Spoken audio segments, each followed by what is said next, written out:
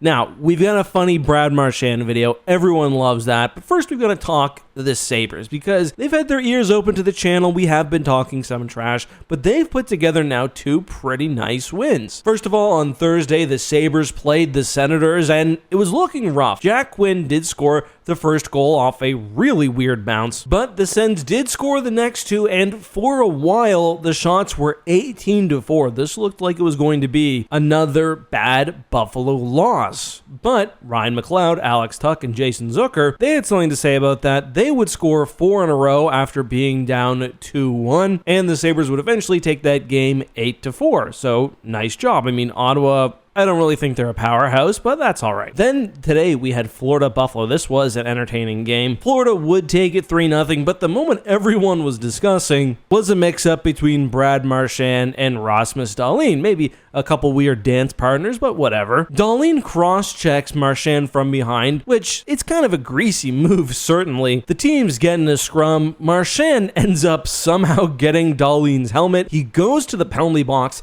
tears it apart, destroys it, then throws it onto the ice. That is just so Brad Marchand. Now, I saw a lot of people saying that he was so in the wrong here. Listen, they got a lot of helmets over in Buffalo. I'm not really going to say that's any worse than cross-checking guy from behind, and I do also understand Brad's frustrations. Florida actually lost another player during this game. Nico Mikkola went out in that same second period. I don't think I mentioned this last time we did the Florida injury roundup, but Kulikov is out for a significant period of time. Those are this week's injuries alongside Barkov, Tomasz Nosek, and Matty Tkachuk, who've all been out since the beginning of this season and are expected to miss significant time. The latter 2 at least until December, if not the new year. Barkov most likely won't even be back, even if they make it to the playoffs, which they probably will, although Florida has now dropped 3 games in a row, including to teams like Buffalo, Detroit, and Philadelphia. Josh Doan would get the first goal and the eventual game winner in the first off a deflection. He'd score another. Owen Power one more. Obviously, however, it isn't all sunshine and rainbows in Buffalo. There's a lot of talk that Alex Tuch wants a lot of money. People are even talking about a so-called Saber tax. Basically, they got to pay more if they want to keep anyone, and that's a tough